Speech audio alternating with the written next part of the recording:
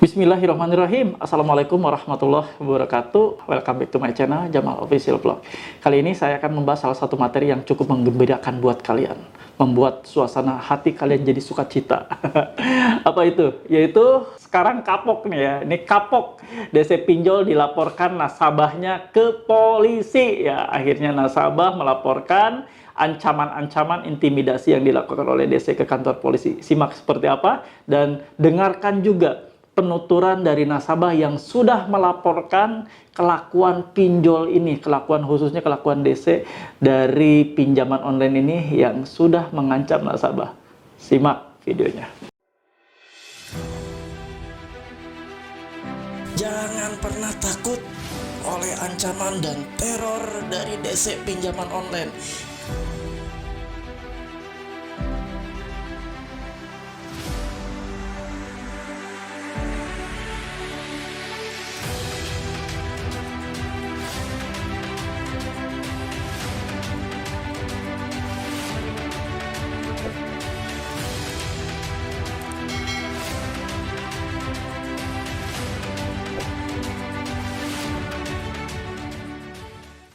Alhamdulillah teman-teman, ketemu kembali ya. Walaupun lewat channel YouTube, kita serasa berhadapan langsung ya, karena kita saling interaksi. Dan mudah-mudahan teman-teman semua juga disehatkan ketika menonton video ini. Yang sedang sakit, saya doakan teman-teman semua disehatkan kembali, dipulihkan kembali, teman-teman kembali bisa beraktivitas seperti biasanya. Dan kalian yang saat ini belum dapat pekerjaan, kalian di PHK, mudah-mudahan Allah memberikan pekerjaan yang terbaik, mudah-mudahan Allah memberikan pekerjaan yang Allah ridhoi, pekerjaan yang halal tentunya. Amin ya rabbal alamin.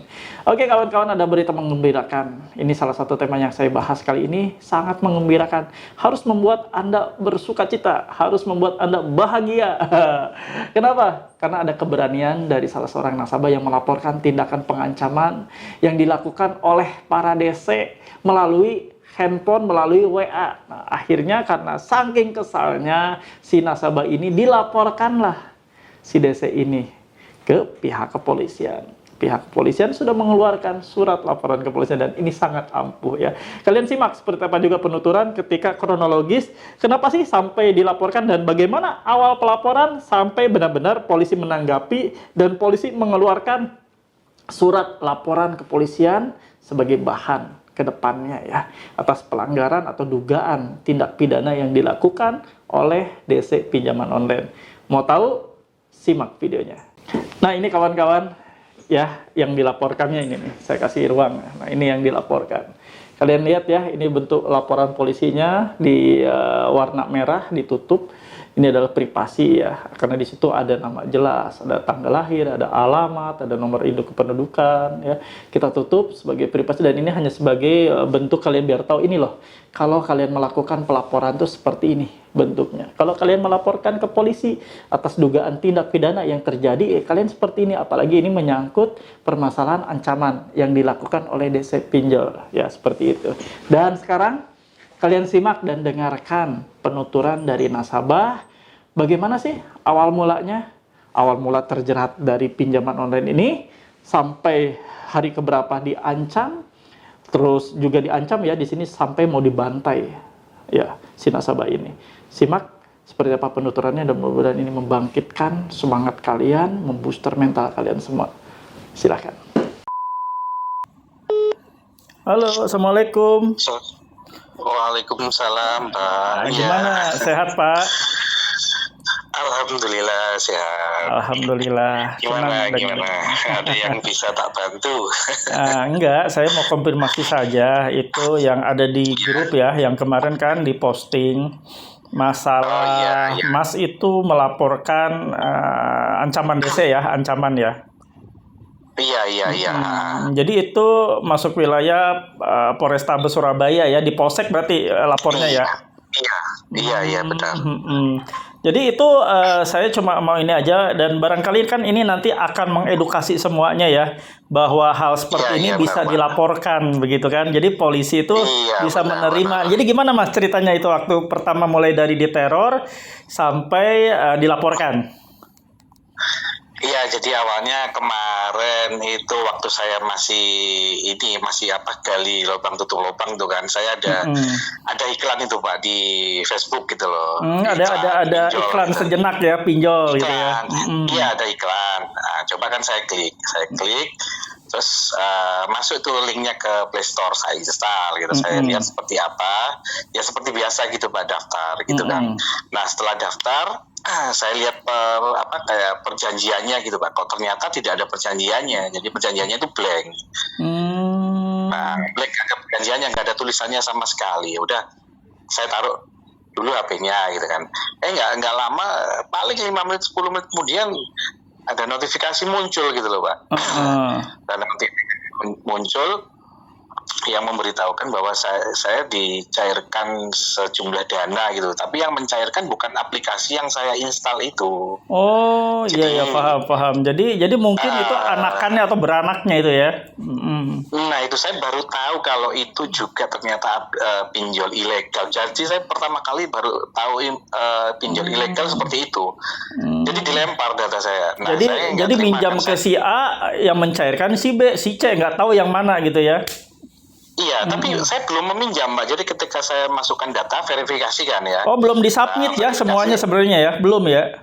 Belum. Saya sudah masukkan data dan mereka memberitahukan bahwa saya mempunyai limit sekian nih, gitu. Waktu itu saya dikasih limit 10 juta. Cuman kan saya bisa meminjam sesuai yang saya butuhkan gitu loh Pak. Tapi saya mau baca dulu perjanjiannya kan. Nah, yang saya ceritakan tadi kan perjanjiannya kosong. Nah, saya belum berani untuk mengklik.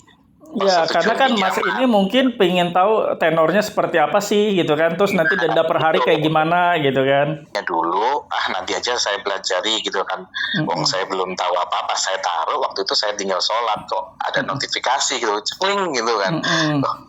Kok ternyata pencairan gitu kan. Yang mencairkan bukan aplikasi ini ternyata gitu loh. Jadi ada pemberitahuan bahwa Anda sudah dicairkan melalui aplikasi lain gitu. Namanya Butuh Fulus. Waktu itu saya menginstalnya ringan pinjam, tapi yang mencairkan Butuh Fulus gitu loh. Nah saya komplain baik-baik, saya nggak merasa mengajukan gitu. Saya belum mengklik persetujuannya gitu loh. Saya ambil jalan tengah, gini aja, dananya saya kembalikan, berapapun yang saya terima saya kembalikan. Saya nggak suka secara seperti ini gitu. Nah ternyata saya baca lagi, ternyata saya udah dicairkan dana dan bunganya itu yang ngeri Pak. Jadi saya terimanya sekitar 1.130.000-an. Saya harus mengembalikan 1.800.000 dalam tempo 7 hari. Gitu, saya komplain lah, saya mau kembalikan baik-baik, tapi menolak gitu. Saya ini juga saya screenshot kebijaksanaan dari aplikasi tersebut. Kan aplikasi tersebut memberitahukan menuliskan bahwa data nasabah akan dijamin gitu loh kerahasiaannya gitu. Ternyata pihak ketiga bisa ada di pihak yang lain ya. Malah dicairkan di pihak lain, itu yang bikin saya tambah nggak terima gitu loh. Akhirnya saya komplain baik-baik, tetap mereka nggak mau terima. Ya udah, saya kasih ultimatum, kalau sampai ada DC yang menagih ke saya akan perkarakan kamu. Udah saya akhiri gitu, saya hapus aplikasinya, udah selesai gitu. Ternyata nggak sampai 7 hari ada DC yang menagih, sekitar 4 hari kalau nggak 5 hari waktu itu. Ya, jadi sebelum 7 hari udah ada yang nagih ya? Sudah ada yang nagih, alasannya aplikasinya sedang error, jadi jatuh temponya dimajukan. Harus dibayar hari itu juga. Gila. Gitu. Saya tambah marah tuh. Pertama nggak saya gubris, saya biarin. Sampai pokoknya besoknya kata-katanya itu tambah kasar gitu loh. Mulai kasar ya. Iya, dari awal itu sudah kasar Pak. Oh, jadi dari awal dia memberitahukan bahwa sedang maintenance atau apa udah mulai kasar dia ya? Iya, jadi sedang maintenance itu kan nggak saya gubris, jarak 1 jam dia sudah kasar, dia WA lagi kasar gitu loh. Nah, langsung saya ke polsek tuh waktu itu. Jadi itu ditolak, jaraknya dari jatuh tempo ke polsek itu berapa hari? Dari jatuh tempo 7 hari itu? Pertama, saya udah ditagih hari keempat nih Pak ya. Hari keempat itu saya ditagih, langsung saya ke polsek. dengan kata-kata yang lumayan kasar, saya ke polsek. Tapi pada waktu itu di polsek saya masih belum ditanganin. Alasannya pertama ancamannya itu belum dilakukan. Jadi ini kan udah mulai mau masuk ranah pidana gitu Pak. Saya kan diancam sebar data. Nah nanti kalau sebar datanya sudah memang benar-benar terjadi, baru saya bisa melapor katanya gitu. Terus sama pihak polisinya disarankan udah kalau aplikasi kayak gitu nggak usah digubris, nggak usah dijawab. Udah kalau dananya nggak mau dikembalikan sudah nggak usah dikembalikan. Nanti kalau dia sudah benar-benar melakukan ancamannya atau sudah ada kekerasan fisik, baru kamu melapor lagi gitu. Akhirnya keras itu, malah ancamannya itu saya mau dibantai lah gitu kan. Saya ke polsek lagi gitu. Baru saat itu ditangani karena di chat WA-nya sudah ada bukti gitu loh Pak. Bukti jadi, untuk pengancaman ya, kekerasan ya. Iya. Ada kata-kata bantai itu, nah itu baru saya ke polsek lagi. Terus kan dia sudah screenshot kontak-kontak yang ada di HP saya, itu yang diancam mau disebarkan. Saya kasih ini Pak, yang rencana mau disebarkan ke kontak-kontak saya yang ini Pak. Ya udah, saya sama penyidiknya diterima, cuman ya nggak langsung dibikinkan laporan, memang agak lama gitu karena mungkin penyidiknya ingin menggali informasi yang lebih detail dari saya, jadi memakan waktu mungkin hampir 5 jam saya itu di kantornya penyidik gitu. Ya pasti mereka kan harus koordinasi satu sama lain ya, nanti ini masuknya kemana, unit mana gitu kan. Iya benar. Tapi sebelum saya lain gitu. Terus dari OJK bagaimana tanggapannya? Dari OJK dia bilang bahwa kalau itu bukan aplikasi legal, silakan lapor dia polisi. Bisa menindaklanjuti. Ya, cuman dia mencatat semua nama aplikasinya apa. Terus saya juga di-forward ke ada Satgas Waspada Investigasi. Jadi Satgasnya OJK. SWI, Satgas Waspada Investasi. Nah itu saya di-forward ke situ. Nah saya bercakap-cakap di situ. Baru di situ disarankan lagi ke polisi, itu saya juga dikasih emailnya cybercrime, jadi nanti apapun laporannya akan di forward ke cybercrime gitu Pak.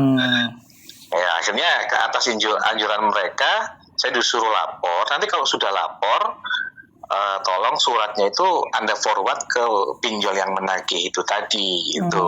Saya kerjakan. Akhirnya saya beneran ke polsek itu, saya bikin laporan.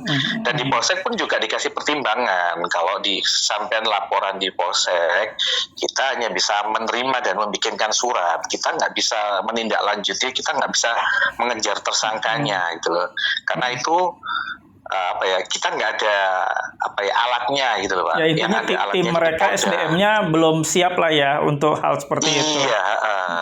Tapi kalau Anda pingin yang menindaklanjuti yang lebih jauh, Anda harus ke Polres atau ke Polda. Itu memang bisa ditindaklanjuti di situ. Cuman memang saya diingatkan memang akan memakan waktu gitu loh. Jadi terserah Anda gitu. Akhirnya saya putuskan udah ke polsek dulu aja lah. Nanti kalau memang itu lebih keterlaluan lagi, saya akan berangkat ke Polda gitu Pak. Tapi ternyata setelah saya laporan, saya turutin apa kata OJK, saya forward itu laporan kepolisian saya kirim ke pinjolnya itu termasuk ke DC-nya. Udah langsung hilang mereka Pak. Besoknya lagi ada tagihan lagi, ada yang nagih lagi, tapi kata-katanya sudah sangat-sangat sopan. Udah sangat sopan dan pokoknya nanti dibantu untuk keringanan. Udah nggak saya gubris, udah saya perkarakan ya. Nah, gitu. Ya udah laporan polisi udah keluar, mau gimana toh? Iya, ya udah sampai sekarang udah nggak ada sama sekali, udah ngilang di sini. Ya, jadi intinya satu shock terapi diperlihatkan, bukti lapor tersebut langsung hilang aja ya intinya ya. Iya benar Pak. Dan ini juga mungkin bisa buat pelajaran buat teman-teman lainnya ya, teman-teman lainnya yang mungkin ada masalah dengan lembaga keuangan manapun. Mohon maaf, saya dulu itu pernah kerja di bank Pak. Jadi saya sempat menyaksikan. Jadi kalau ada nasabah ini.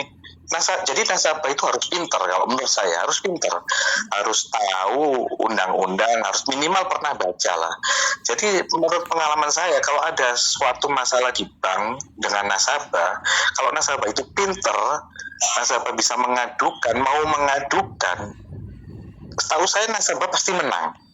Karena Hmm. memang di lembaga-lembaga keuangan itu banyak melakukan pelanggaran, Pak, yang nggak bisa saya ceritakan satu Iya. persatu, tapi banyak. Jadi nasabah itu harus pinter gitu loh.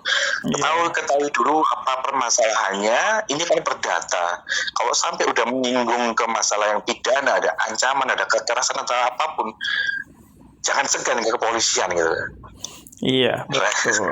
Ya, makanya kan saya kemarin tuh saya melihat postingannya, wah, mungkin kan kalau admin itu ada beberapa admin ya, ini bisa loh dilaporkan hal seperti ini. Iya, Dan iya, ini Pak. nanti bukti Iya. lapor itulah sebagai bukti bahwa kita sudah loh melaporkan kalian nih, DC-DC. Kalau kalian Iya, benar. masih berlaku seperti itu ini, polisi aja menerima Iya, laporan atau polisi aja menerima alasan kita, laporan kita, aduan kita gitu kan.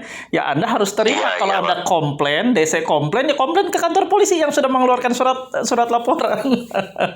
Iya, benar, Pak. Dan Iya. ini edukasi yang bagus ya, Mas. Nanti saya mohon izin untuk saya tayangkan, kan itu kan laporan polisi juga sudah disortir ya, beberapa ya ditutup.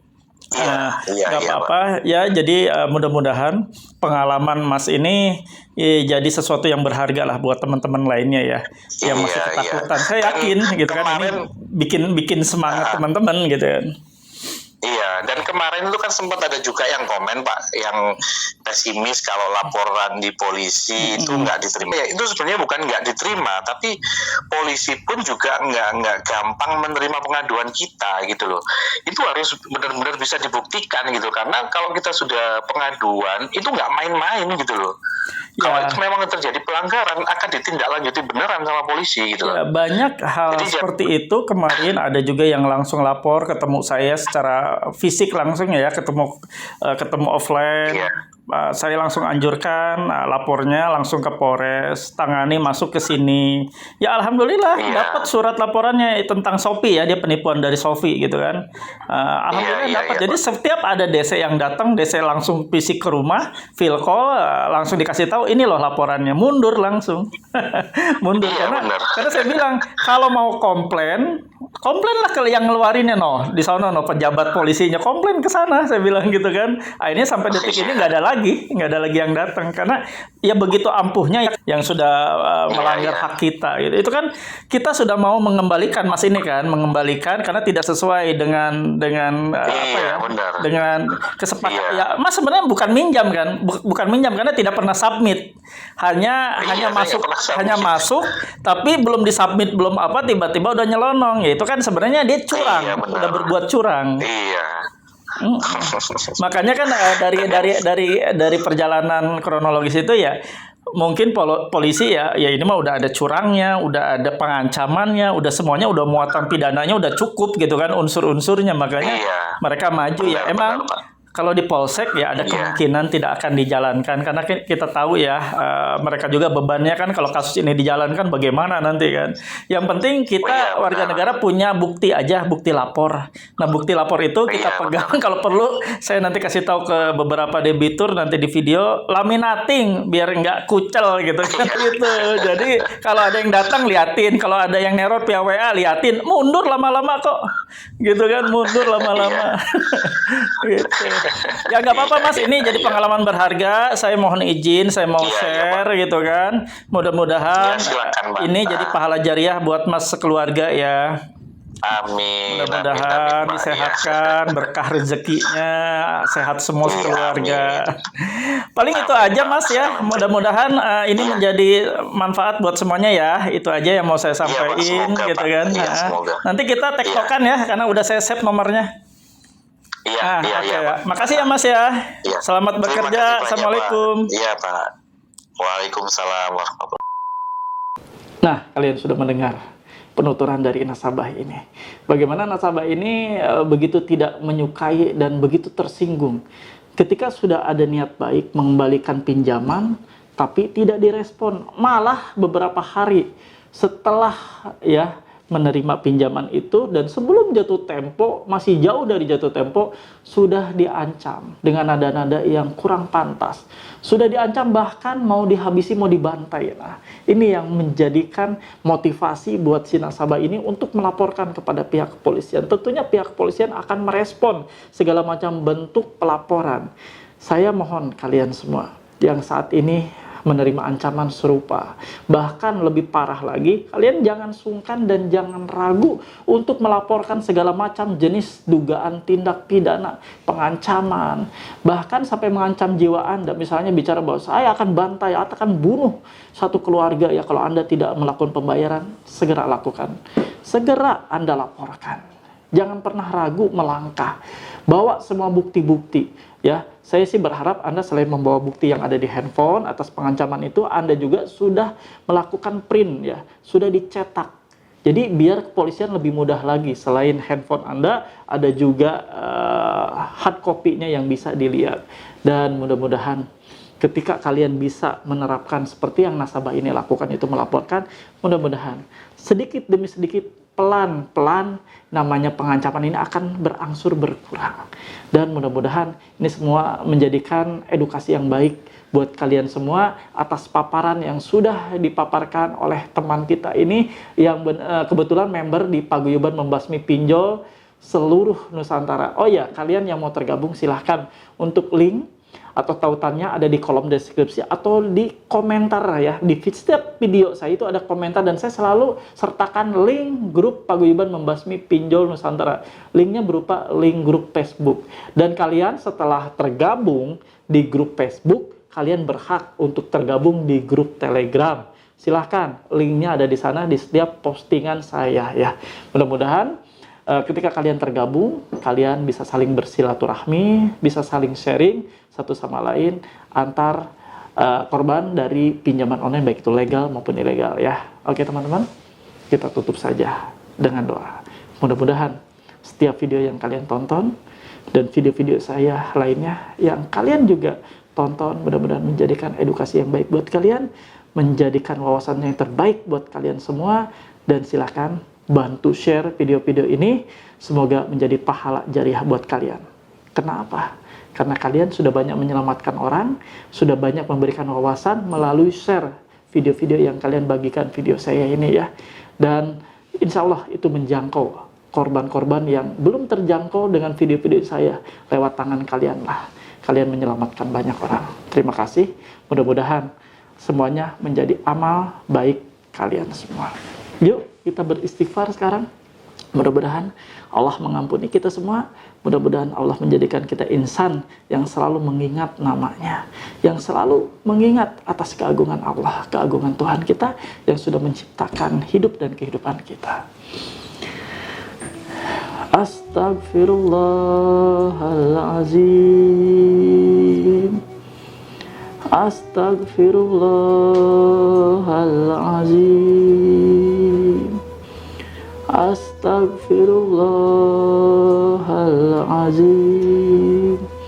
Yuk teman-teman, terus-menerus kita beristighfar, mengingat Allah, mengingat pencipta kita. Teman-teman, jangan pernah luput dan melupakan atas apapun hal-hal kebaikan Allah atas kehidupan kita semua.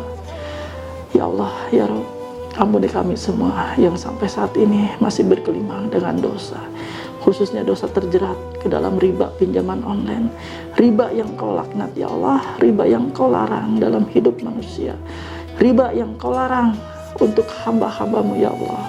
Ampuni dosa kami semua, perbaiki segala urusan kehidupan kami, urusan-urusan rezeki kami ya Allah, perbaiki semuanya, berikan kami kemudahan, kelancaran, berikan juga kami kesuksesan, berikan kami keberhasilan ya Allah, atas setiap ikhtiar, usaha, pekerjaan, apapun yang kami lakukan untuk memenuhi kebutuhan hidup dan kehidupan keluarga kami.